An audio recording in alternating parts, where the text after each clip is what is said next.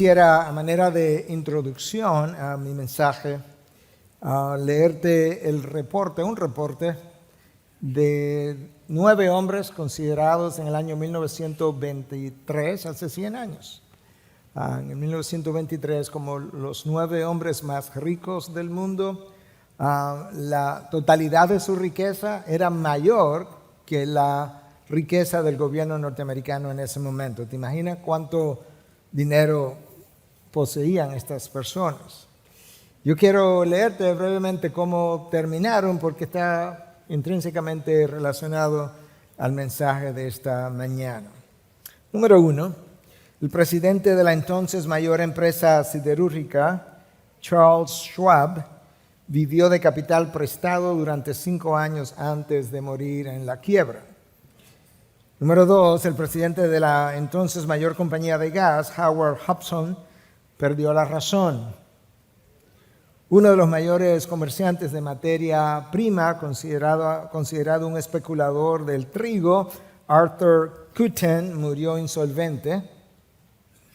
Número 4, el entonces presidente de la Bolsa de Nueva York, Richard Whitney, fue enviado a la prisión. El miembro del gabinete del presidente de Estados Unidos, Albert Fall, fue indultado de la cárcel para poder regresar a su casa y morir en paz. Número 6, el mayor oso de Wall Street, Jesse Livermore, se suicidó. El presidente del entonces mayor monopolio del mundo, Ivar Kruger, se suicidó. Número 8, el presidente del Banco de Pagos Internacionales, Leon Fraser, se suicidó. Y el presidente de la mayor empresa de servicios públicos, Samuel Insull, murió sin un centavo. Aquellos que trabajan cerca de mí, algunos de ellos, me han oído decir en varias ocasiones que no me gusta el dinero. No me gusta hablar de él, no me gusta tener que manejarlo. Y algunos me han preguntado por qué, y la razón es sencilla, y la acabamos de ver en las vidas de estos hombres, por lo que el dinero hace en el corazón humano. No lo que puede hacer, lo que hace. La pregunta es ¿a qué grado? Tú puedes creerme eso o no, pero eso es una realidad.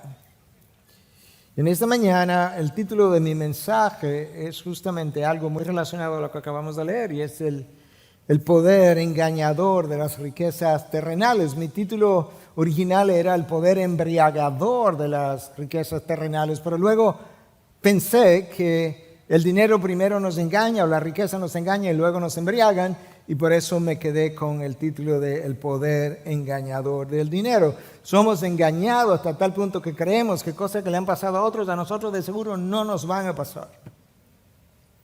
Mi mensaje está basado en 2 textos de la carta de Santiago. Uno en el capítulo 1 que habíamos dejado atrás a propósito, 3 versículos que lo vamos a recoger ahora, y lo vamos a conectar con 6 versículos de la carta de Santiago, capítulo 5, donde sí ya continuamos hasta el final de la carta. Santiago nos deja ver que el problema con las riquezas terrenales no es simplemente la tenencia de las mismas, es lo que ellas hacen en nosotros, es la manera como frecuentemente adquirimos dichas tenencias, es esa adquisición y aún la administración de esos bienes. Y yo creo que la Biblia nos ha dejado el testimonio que todos ustedes conocen de un hombre que en un momento dado estaba centrado en Dios, un hombre que en ese momento estaba pensando piadosamente, a quien Dios se le apareció en una ocasión, habló con él de manera personal, tuvo un privilegio, ¿verdad?, de conversar con Dios, y a quien Dios le dijo: mira, yo he bajado, he descendido hasta ti, y te voy a dar la oportunidad de pedirme lo que tú quieras. Y este hombre que estaba pensando tan correctamente, piadosamente, en Dios solamente, le dice: ¿tú sabes qué, Señor? Yo no me quiero una sola cosa. Escucha el texto de 2 de Crónicas, capítulo 1, del 11 al 13. Y dijo Dios a Salomón: Por cuanto esto estaba en tu corazón y no has pedido riquezas, ni bienes, ni gloria, ni la vida de los que te odian, ni aún has pedido larga vida, sino que has pedido para ti sabiduría y conocimiento, ni siquiera para ti sabiduría y conocimiento para poder gobernar a mi pueblo sobre el cual te he hecho rey. Sabiduría y conocimiento te han sido concedidos. Como vas a tener sabiduría, es como que Dios estaba diciendo, y vas a tener conocimiento. Y ahora está pensando piadosamente, tú vas a poder manejar esto que te voy a dar. También te daré riquezas y bienes y gloria, tales como no las tuvieron ninguno de los reyes que fueron antes de ti, ni los que vendrán después de ti. Y Salomón salió del lugar alto que estaba en Gabaón, de la tienda de reunión a Jerusalén, y reinó sobre Israel. Eso es un hombre que en este momento estaba centrado en Dios. Este es un hombre que entendía en ese momento que si tienes a Dios lo tiene todo, no tienes a Dios no tiene nada. Y lo único que deseaba era algo que incluso ni siquiera era para él, lo iba a recibir él, pero para entregar a los suyos, y era sabiduría para poder manejar al pueblo de Dios. Dios estaba tan complacido con tal petición que le dijo, mira, te voy a dar eso, pero también te voy a agregar todo lo demás, fama, gloria, sabiduría, dinero, riquezas. Y este hombre se lanza por la vida y acumula entonces oro y plata, una armada naval que para ese entonces era impresionante, y sigue acumulando y desarrolla la agricultura y las artes, y como si todavía no tuviera suficiente, acumula 1,000 mujeres que les llevaron al rey Salomón, centrado en Dios, a adorar dioses paganos. Y Salomón introduce a Israel la adoración del dios pagano Moloch, y luego Israel termina sacrificando a sus hijos a este dios, que algo que anterior a que Salomón subiera al poder, a aquellos que hubiesen sacrificado sus hijos a un dios hubiesen sido muertos, ¿verdad? Apedreados o de alguna otra forma, pero merecían la muerte. Y ahora, sin embargo, era una práctica más o menos común y aceptada en Israel, porque Salomón, el hombre que le pidió a Dios solo sabiduría, cuando recibió riquezas, perdió la cabeza también. Y pensamos, sí, pero yo no soy como Salomón. No, yo sé, no tiene su sabiduría de seguro. Pero leemos las historias y no pensamos que tu corazón y el mío son como el de él. Salomón desarrolló su reino de manera extraordinaria, y desde el punto de vista humano fue un hombre de éxito. Si tú lees Eclesiastés, todo lo que él dice que hizo, que acumuló, es impresionante. Pero al mismo tiempo hay una porción entre el capítulo 1 y el capítulo 2 de Eclesiastés donde, si tú te fijas en los pronombres, 21 veces Salomón dice, yo hice mi esto, mi aquello, lo hice para mí. Se volvió completamente egocéntrico, pero estaba viviendo el síndrome del éxito. La revista Omni de Estados Unidos en el año 1991 escribió o apareció allí un artículo que se llamaba El síndrome del éxito. Y esta gente secular pudo resumir el síndrome del éxito como en 3 síntomas, o en 3 consecuencias, o en 3 palabras, que en inglés todas comienzan con la letra A. Yo traté de que fuera algo parecido en español, de manera que estas son las 3 palabras del síndrome del éxito. Aislamiento, lo que implica que la persona pudiera o estar sola o sentirse sola a pesar de tener gente a su alrededor. Aventuras, en inglés sería adventure seeking, y adulterio. El éxito, de alguna manera, esta gente en el mundo secular nos deja ver que involucra las emociones, los sentimientos, desenfoca al hombre, al ser humano, de tal forma que él termina por caminos por donde él no había transitado anteriormente. No es un accidente ni es una expresión poética. ni hiperbólica cuando Cristo dice no podéis servir a dos señores, no podéis servir a las riquezas y a Dios al mismo tiempo, porque vas a terminar amando a uno y odiando al otro, odiando a uno y amando al otro. Y básicamente lo que Cristo estaba diciendo, si amas las riquezas, no es que me vas a odiar a mí necesariamente, pero cuando las prefieres o cuando le das el primer lugar y yo ocupo el segundo lugar, es como que me estás odiando porque has manifestado dónde está tu primer amor. Y yo creo que todo lo que hemos dicho hasta el momento nos van a ayudar a entender mejor por qué Santiago está diciendo lo que está diciendo a aquello que le están leyendo. Yo quiero entonces de los dos pasajes verlo por separados. Ellos están relacionados, pero ellos enfocan el problema de dos ángulos diferentes. De manera que comencemos con Santiago capítulo 1, versículo 9 al 11.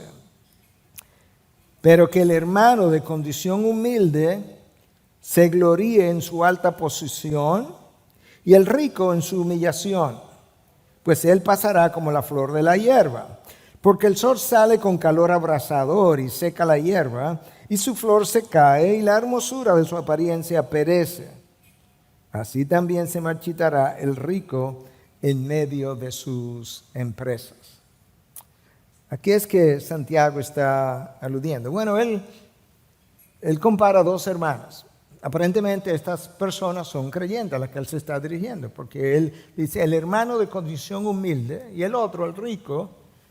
Entonces así lo estamos tomando, yo creo que así lo toman la mayoría de los estudiosos de este pasaje. Le está hablando a un hermano de condición humilde, y la palabra traducida ahí como humilde, en el original pudiera referirse a alguien de un estrato social inferior, no necesariamente porque sea muy pobre, o pudiera referirse a una persona cuya actitud hacia la vida es una de humildad, o pudiera referirse a personas materialmente pobres. El hecho que la comparación es con el rico, creo que deja evidentemente claro que este hermano es alguien pobre materialmente. Y él hace una salvedad a ambos hermanos. Y es que el hermano de condición humilde, él le aconseja que, por un lado, no se piense pobre materialmente, aunque lo sea, que no se vaya a quejar de su carencia, sino que más bien él pueda pensarse en su condición exaltada, porque él está en Cristo, y si él le ha dado su vida a Cristo, él está sentado en los lugares celestiales con Cristo, y más que enfocarse en de lo que él carece, que piense mejor en sus privilegios. Alguien que cuando se sentó con Cristo en los cielos puede considerarse como hijo de Dios, perdonado por siempre, protegido por la mano de Dios, porque estamos en sus manos y nadie nos puede arrebatar de ella, incapaz de ser separado del amor de Dios y que es en Cristo Jesús, que tiene seguridad eterna, que va camino a la conformación de la imagen de Cristo en él y que va a terminar coheredando el reino de los cielos. Por tanto, Santiago le dice, aunque tú eres pobre aquí abajo, tú eres una persona humilde, yo quiero que tú te enfoques en tu posición exaltada. Wow. Por otro lado, Santiago le dice, pero al hermano rico, que no se sienta orgulloso por lo que tiene, que en vez de considerar su posición exaltada en la sociedad, que la posición y la condición, la actitud más bien que a él le toca es una de humillación.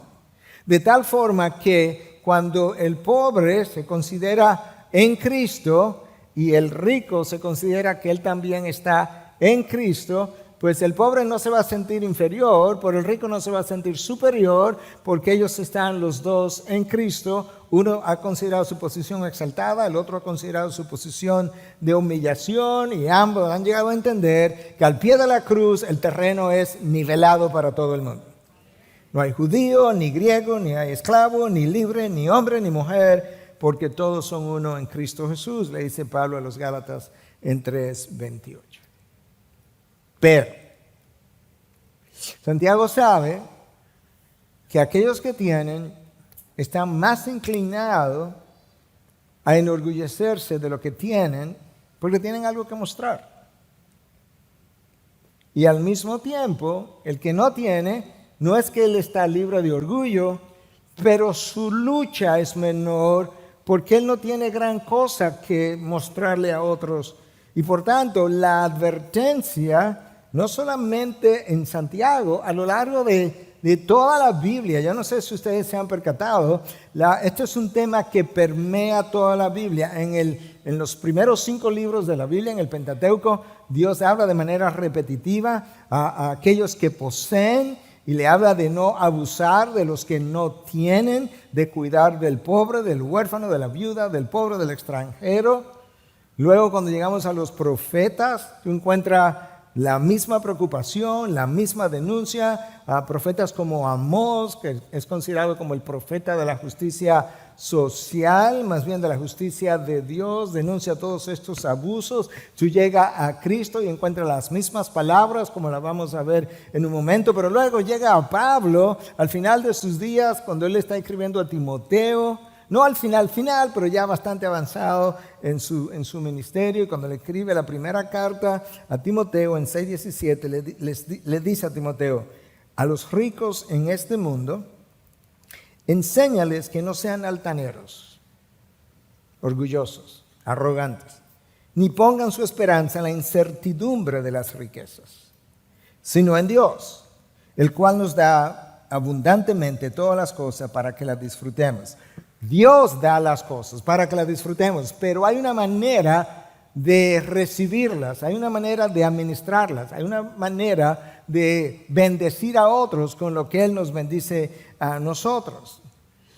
Pero a pesar de todas esas advertencias, el cristiano vuelve y cae en la misma trampa por una razón, hermanos. Tenemos que admitir que tú y yo tenemos una carne, y a nuestra carne les gustan las cosas materiales, a unos más, a unos menos.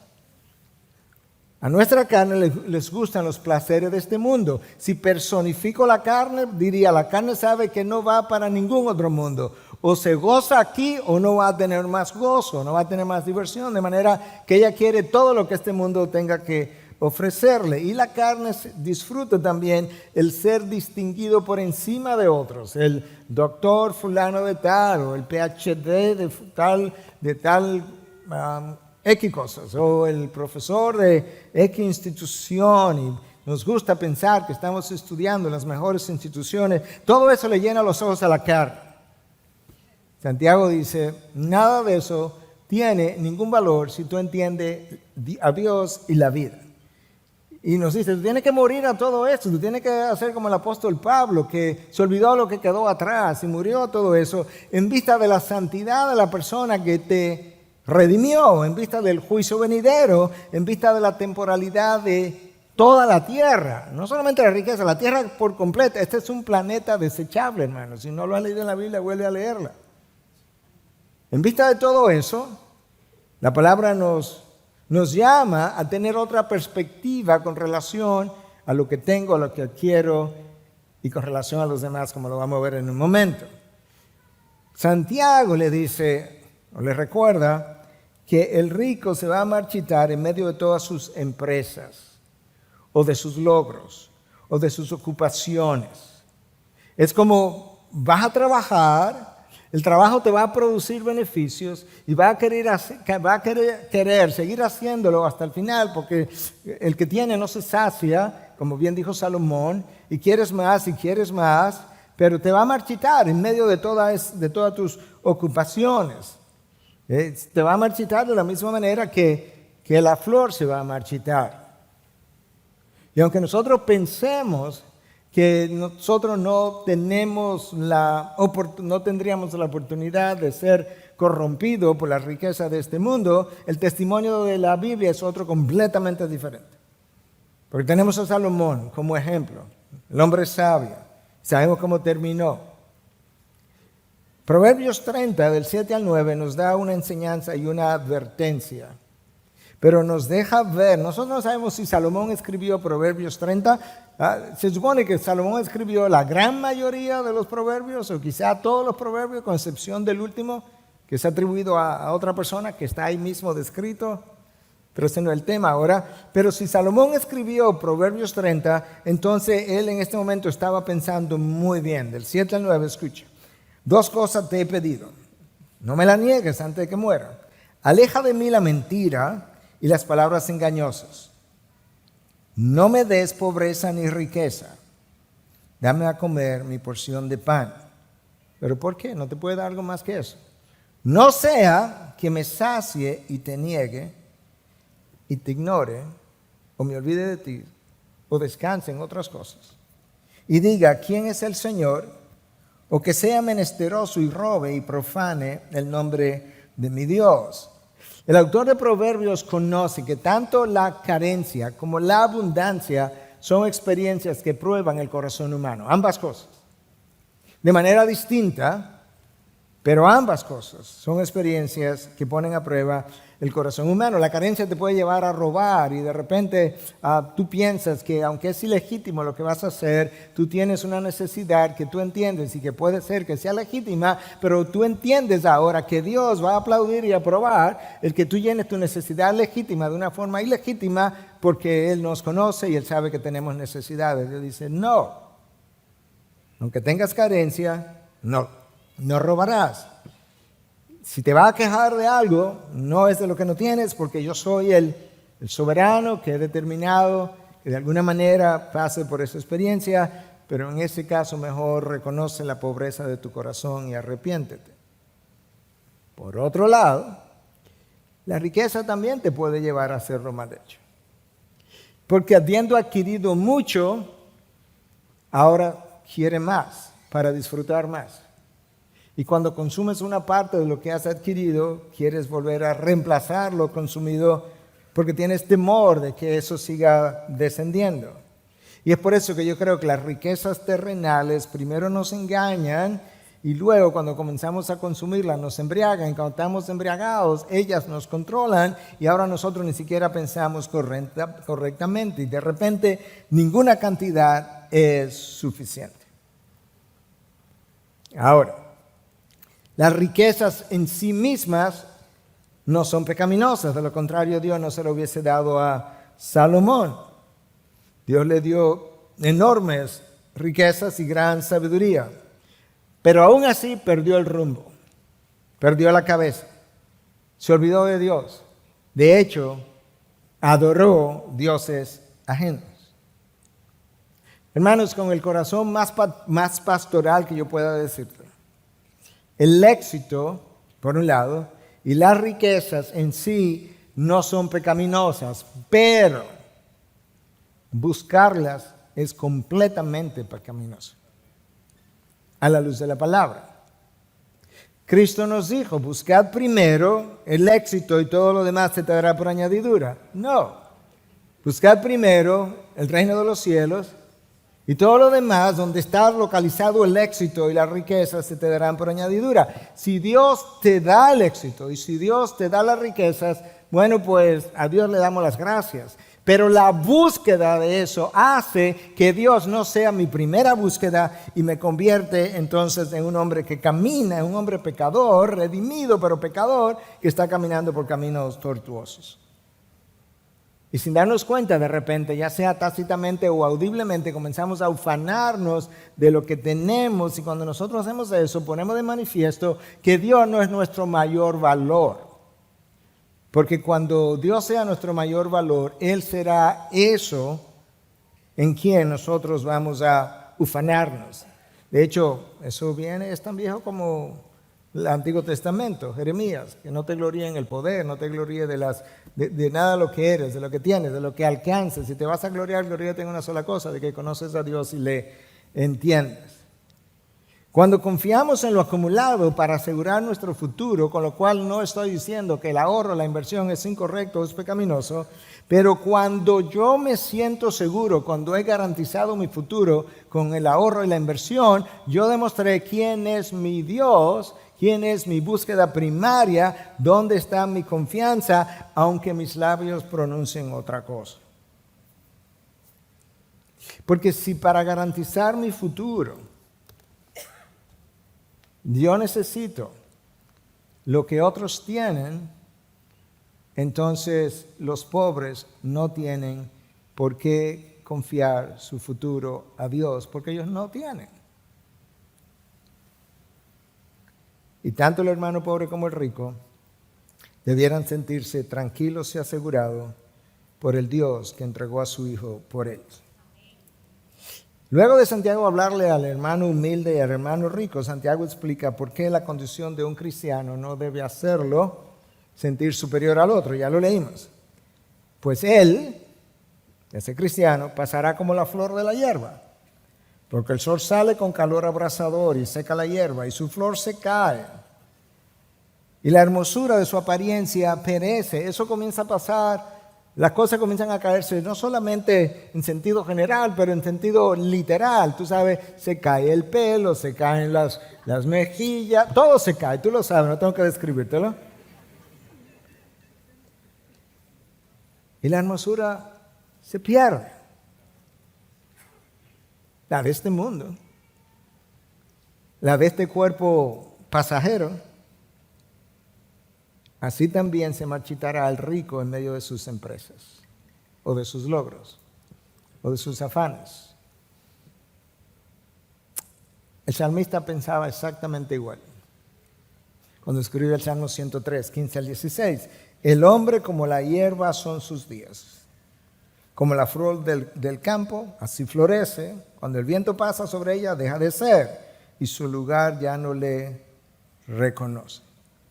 Tanto el salmista como Santiago están reconociendo el peligro de tú poner tu confianza en las cosas de este mundo, en las cosas terrenales, en los logros de este mundo, en la vida misma, hermano. No tienes garantía de que vas a vivir ni siquiera hasta el día de mañana. En esta mañana nosotros recibimos la noticia de que nuestro hermano George Abu lamentablemente pasó a la presencia, no, afortunadamente pasó a la presencia del Señor. Desafortunadamente no sabíamos cuándo era para poder haberle dado una despedida jubilosa, ¿verdad? De gozo, de júbilo. Pero ayer yo lo vi. Lo estaba viendo como paciente. Le dijimos que el lunes le dábamos de alta, o sea, mañana, y no llegó ni siquiera al día de hoy. Está en mejor lugar, está disfrutando, está en gozo.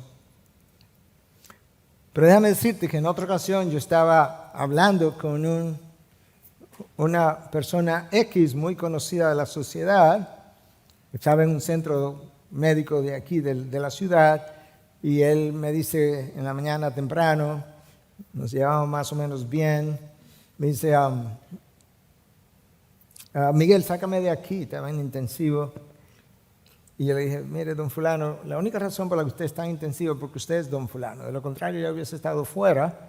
De manera que sí, vamos a ver si después que lo hacen y eso, pues lo pueden sacar a una habitación. En eso la enfermera viene y me dice, doctor, ¿te podría moverse un poquito? Porque yo necesito voltear a don fulano junto con la otra enfermera para hacer no sé qué cambio. Cuando lo voltearon, hizo un paro cardíaco y ahí se quedó. No conocía al Señor. En vista de la temporalidad de la vida, de lo poco seguro que tienes en esta vida temporal.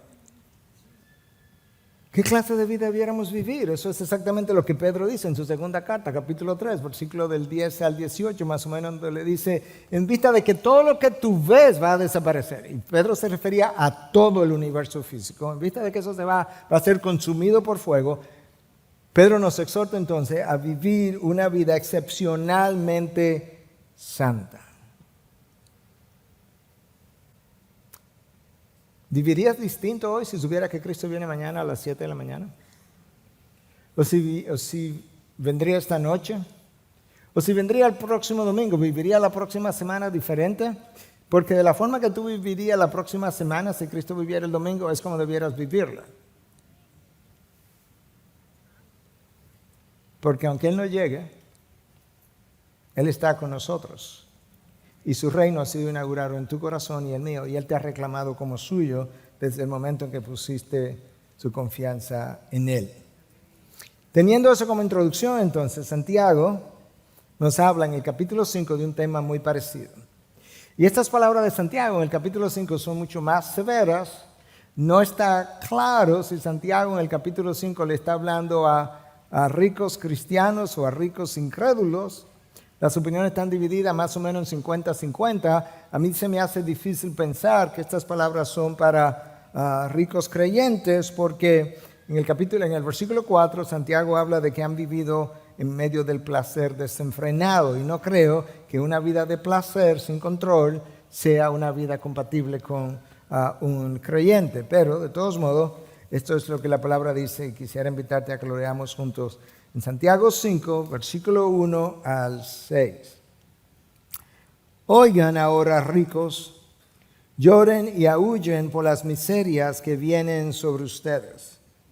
Sus riquezas se han podrido y sus ropas están comidas de polilla. Su oro y su plata se han oxidado. Su herrumbre será un testigo contra ustedes y consumirá su carne como fuego. En los últimos días que han acumulado tesoro. Miren el jornal de los obreros que han cegado sus campos y que ha sido retenido por ustedes, clama contra ustedes. El clamor de los segadores ha llegado a los oídos del Señor de los ejércitos. Han vivido lujosamente sobre la tierra y han llevado una vida de placer desenfrenado. Han engrosado sus corazones en el día de la matanza. Han condenado y dado a muerte al justo. Él no les hace resistencias. Wow. Santiago le está diciendo a esta gente que, como dije, ¿verdad? Quizás eran ricos cristianos, es difícil pensarlo por las cosas que dice, o quizás eran ricos incrédulos, pero de todas maneras Santiago está consciente que aun si no eran miembros de las congregaciones a las que él se estaba dirigiendo, la realidad es que los miembros de estas congregaciones, como nosotros, tenemos un corazón caído, capaz de ser seducido por las cosas de este mundo, y no tenemos un corazón superior al de Salomón. Y si Salomón en toda su sabiduría se desvió, tú y yo tenemos la misma capacidad de desviarnos y descarriarnos. Y de todas formas, entonces, lo que él tenga que decirle a este grupo de personas es válido para todos nosotros. Sobre todo que nosotros, cuando pensamos en alguien rico, siempre pensamos en alguien que tiene más que nosotros. Si te vas entonces a ciertos lugares del planeta, hay múltiples iglesias que nos mirarían a nosotros como iglesia, a cada uno de nosotros, y nos considerarían extremadamente ricos. De manera que a todos nos sirve el sombrero. Santiago comienza diciendo, le anuncia el juicio que ha de venir. Oigan ahora, ricos, lloren y aúllen por las miserias que vienen sobre ustedes. En otras palabras, hay un juicio que viene, hay un día de juicio donde las cartas se van a poner sobre la mesa y ahí vamos a tener que rendir cuenta. Ahora, Santiago no lo deja en el anuncio del juicio, sino que al mismo tiempo revela la razón del juicio. Y es lo que nosotros comenzamos a leer entonces en el versículo 2 y 3. Sus riquezas se han podrido y sus ropas están comidas de polilla. Eso es un problema. Su oro y su plata se han oxidado. Su herrumbre será un testigo contra ustedes y consumirá su carne como fuego. Ese es un problema. Es en los últimos días que han acumulado tesoros. Aparentemente, este grupo de personas, en vez de ser generosos con la abundancia de lo que habían recibido, lo habían retenido. Hasta el punto que las ropas, en vez de regalar a la gente que estaba en necesidad, se le estaban comiendo. Las polillas se le estaban comiendo. Y el oro y la plata se estaban llenando de herrumbre. Y entonces Santiago como que personifica las riquezas y dice que esa plata y ese oro lleno de oxidado y la ropa, comida de polillas, que esas cosas serán su testigo en contra. Versículo 3. Porque ellas van a testificar contra ustedes, dice Santiago. Ese es el primer testigo que ellos van a tener. Es como si en el día del juicio, como si estas cosas materiales fueran personificadas y ellas dijeran, estamos en esa condición porque nos guardaron por mucho tiempo y no nos dieron uso. Hermanos, guardar en vez de bendecir a otros no complace a Dios.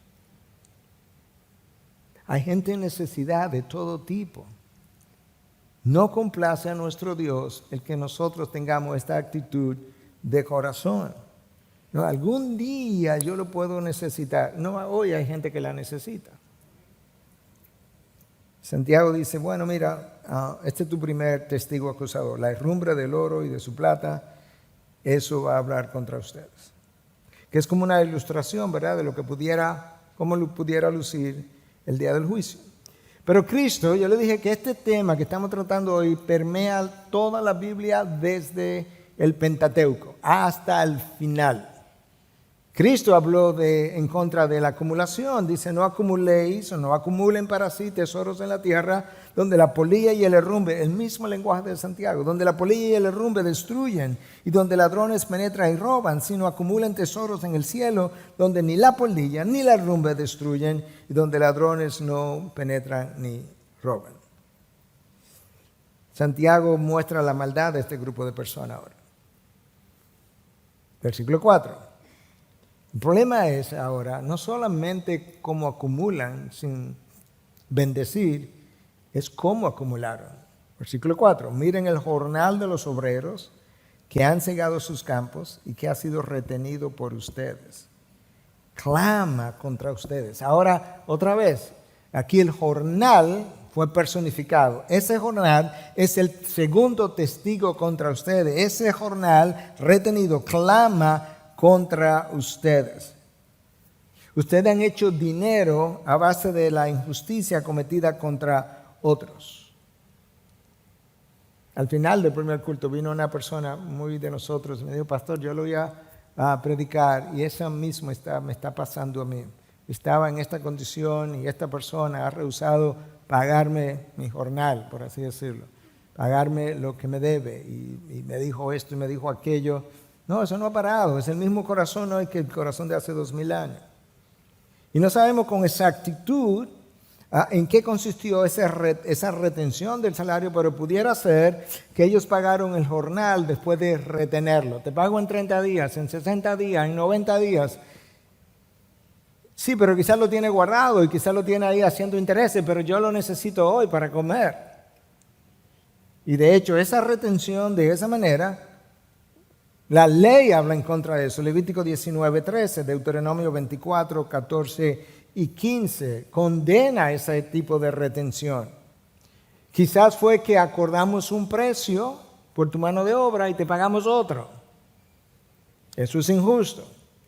O quizás simplemente que rehusaron pagar el trabajo que ya se había hecho. Y Proverbios 11:24 y Jeremías 22:13 va a hablar en contra de eso. Este tema permea toda la Biblia. El jornal retenido clama contra ustedes. Y tú sabes cuál es el problema, no es a la luz de la palabra, no es solamente que el jornal, por así decirlo, clama contra ustedes, es que Dios lo vio y lo escucha. El salmista nos dice en 69:33 que el Señor oye a los necesitados.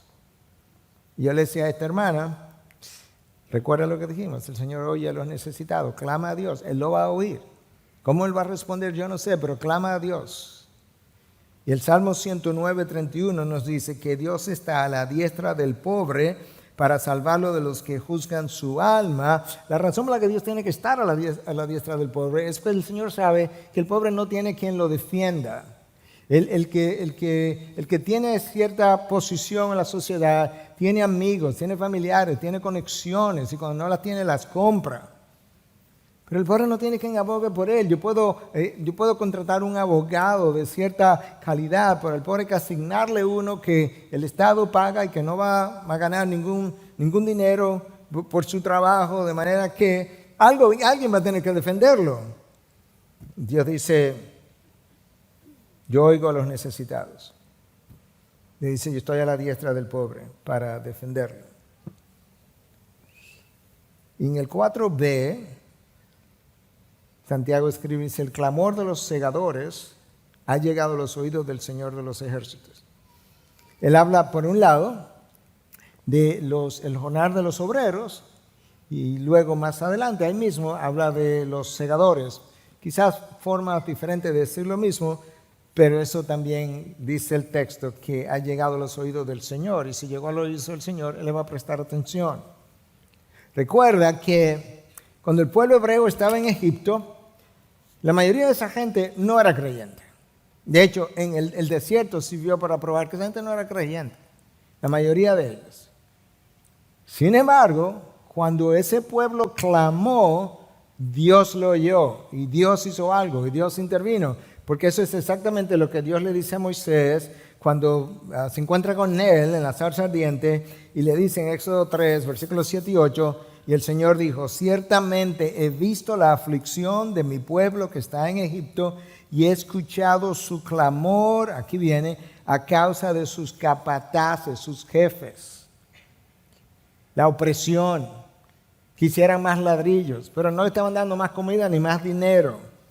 Pues estoy consciente de sus sufrimientos, así que he descendido para librarlos de la mano de los egipcios y para sacarlos de aquella tierra a una tierra buena y espaciosa, a una tierra que emana leche y miel. Y Dios intervino y Dios obró y Dios los sacó.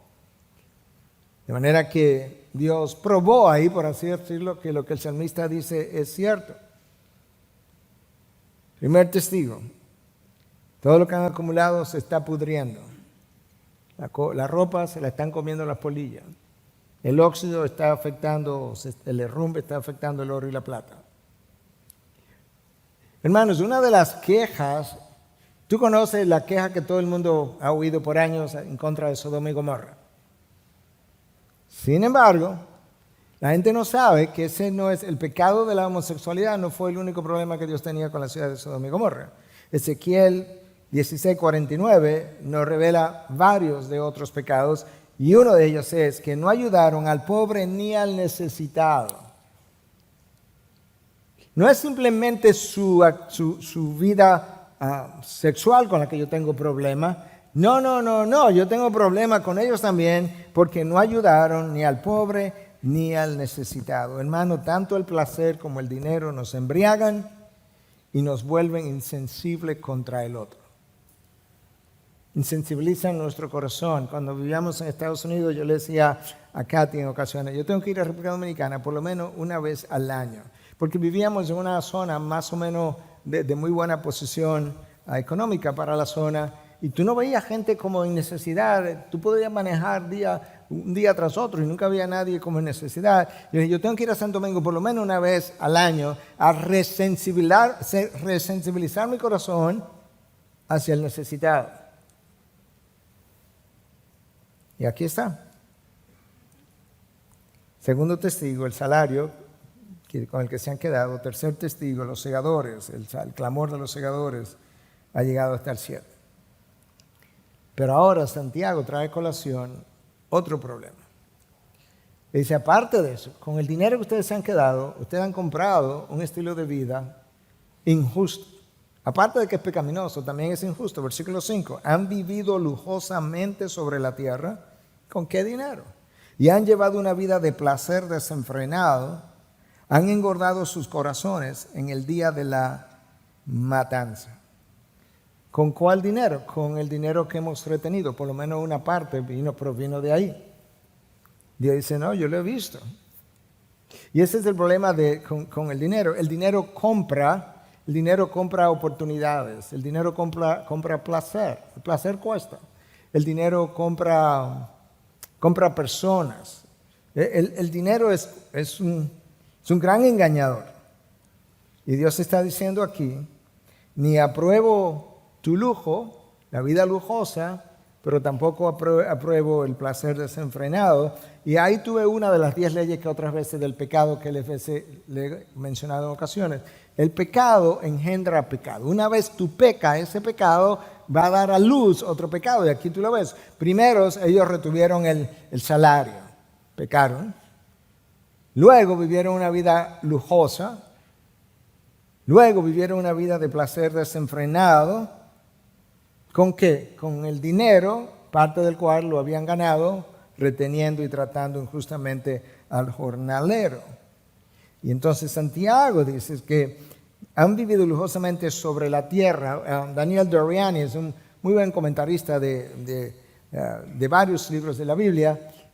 él dice en su comentario sobre este texto que esa frase ahí sobre la tierra, han vivido lujosamente sobre la tierra, quizás, no lo sabemos, pero nos hace pensar, quizás es una forma de Santiago decirnos, esta gente no mira para el cielo, esta gente no mira para arriba, esta gente vive en la tierra, solamente tiene sus ojos en la tierra, su corazón está en la tierra, todo lo que desean está en la tierra, todo lo que ellos admiran está en la tierra, todo lo de ellos es sobre la tierra. El Dios del cielo y la tierra los tiene sin cuidado.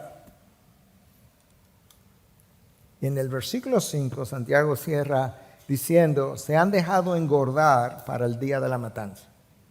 Esa es la traducción de la nueva traducción viviente. Se han dejado engordar, nota, se han dejado engordar. ¿Pero quién los engordó? Las cosas materiales. ¿Y qué fue lo que se engordó? Bueno, a veces eso va acompañado de la gordura física, vamos a decir, pero quizás estaba hablando de su estilo de vida, quizás estaba hablando de la forma pomposa como vivían, pero eso ocurrió para el día de la matanza. ¿Cuál es el día de la matanza? El día del juicio final. Y eso es como una ilustración. Tú sabes que la gente a veces en el campo pone un cerdito 2 meses antes de diciembre, le pone a engordar, o aquellos que tienen negocio, que crían animales para llevarlo al matadero, lo engordan para luego llevarlo al matadero. El animal come y no sabe para qué lo están engordando, pero disfruta lo que come. En este caso de esta gente, estaba comiendo, se estaba engordando, no en términos físicos quizás, pero su estilo de vida, comían, bebían, disfrutaban. Y Dios dice, sí, pero va camino al matadero, va camino al juicio final. Se habían rebelado contra Dios. Su mismo estilo de vida lo dice. Nosotros como que no nos percatamos que Dios está pendiente de cómo tú y yo administramos lo material. En una de las enseñanzas de Cristo, Él está hablando, ¿verdad?, de un hombre recibió 1 talento, otro 2, otro 5. Y en ese contexto Él les habla de que si tú me eres infiel en lo poco, tú serás infiel en lo mucho. Y como que lo dejamos ahí. Pero ahí no es que termina. Lucas 16:11. Por tanto, si no han sido fieles en el uso de las riquezas injustas, la palabra llama riquezas injustas a la riqueza de esta tierra. De alguna manera, en algún sitio, la cadena de la justicia se rompió. No importa quién lo haya ganado y cómo lo haya ganado. En este mundo no hay nada de justicia que para el reino de los cielos. Entonces, si no han sido infieles en el uso de las riquezas injustas, son las riquezas de este mundo, ¿quién les confiará las riquezas verdaderas, las riquezas del mundo venidero? En otras palabras, cuando te bendigo con cosas de este mundo y tú no administras con benevolencia, con honestidad, con deseo de ayudar al necesitado, yo veo que has sido infiel en lo poco, porque en este caso lo poco sería las cosas de este mundo. Son pocas riquezas, no importa cuánto tenga al lado de las riquezas verdaderas. No te puedo dar mayores riquezas verdaderas, no te puedo dar mayores talentos, mayores dones, no puedo darte ni siquiera, si tienes el don de esto te lo doy en poca dimensión, porque no sabes administrar la mucha dimensión de ese don. De manera que la administración de las cosas materiales es el campo de, en inglés dirían testing, de probar cómo lo haces. Y finalmente, Santiago dice, en el versículo 6, mira hasta dónde llega la insensibilidad, o puede llegar, han condenado y dado muerte al justo. Él no les hace resistencia. Frecuentemente, el necesitado no tiene cómo hacer resistencia. Se somete o es sometido. Y algunos piensan que quizás esto es un poco hiperbólico o metafórico para Santiago decir que cuando retienes el salario, pues hace a esos pobres más pobres y que entonces su pobreza se empeora y terminan en la inanición y se mueren. Pero yo creo que puede ser simplemente la realidad. Es posible condenar al justo, al necesitado, que no te ofrece resistencia y que no tiene recursos para hacerlo de otra manera. Y de hecho, el mejor ejemplo de eso es Cristo Jesús. Él murió pobre, no tenía ni siquiera dónde poner su cabeza. Literalmente, eso lo leemos en las Escrituras, pues murió pobre. Número 2, fue el único hombre verdaderamente justo y no les ofreció resistencia. La pregunta es, ¿quiénes lo clavaron? Bueno, fue enjuiciado por el Sanedrín. ¿Quiénes formaban el Sanedrín? El sumo sacerdote, que era una posición más política que otra cosa, algunos fariseos y saduceos. ¿Quién eran los saduceos? Lo vimos el miércoles pasado. Terratenientes, hombres de dinero, de poder, de influencia. Hombres que no eran cristianos, no creían en la resurrección, no creían en los ángeles, solamente creían en el Pentateuco. Ellos dieron la aprobación para crucificar al pobre y justo Cristo en combinación con autoridades romanas que también tenían poder y dinero. Y para empeorar las cosas, el justo y pobre fue vendido por dinero, 30 monedas de plata. No me gusta lo que el dinero le hace al corazón humano. Por eso disfruto, tú no me lo vas a creer, pero Dios es mi testigo. Disfruto enormemente pagar mis impuestos, porque cuando lo disfruto, no es porque yo creo que el gobierno de turno, el que sea, va a hacer el mejor uso de eso, pero como lo disfruto, digo, ese dinero no me tenía, por eso lo disfruto, deshacerme de él.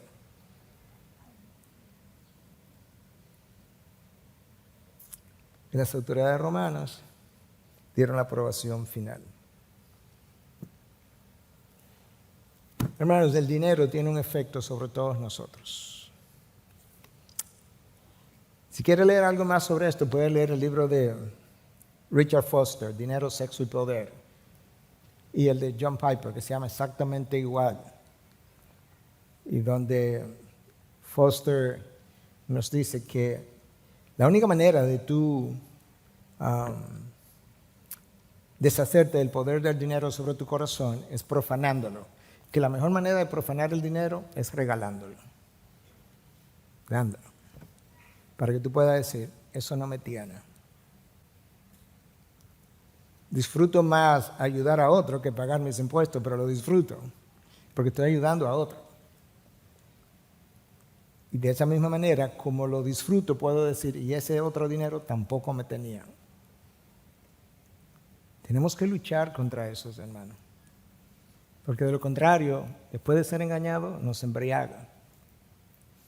Y en la embriaguez, luchamos y peleamos y pataleamos y decimos, no, yo no estoy ahí.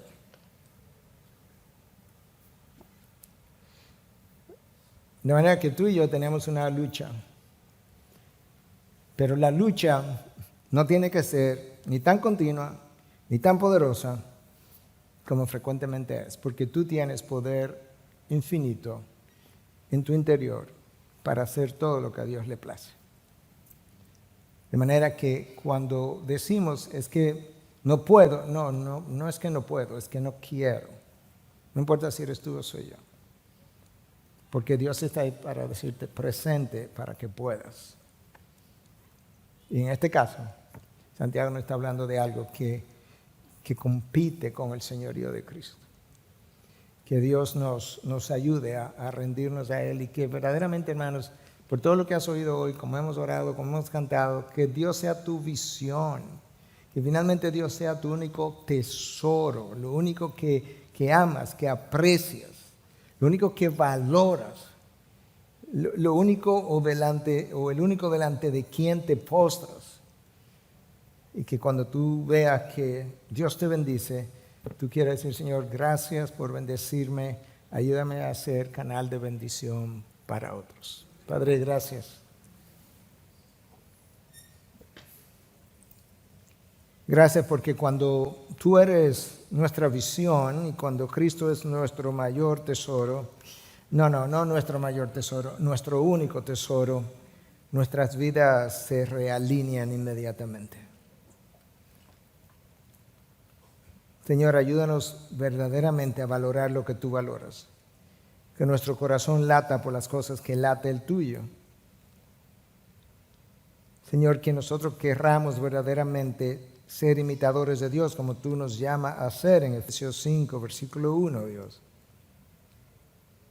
Y que otros puedan ver a Dios en nosotros, por la manera como te reflejamos.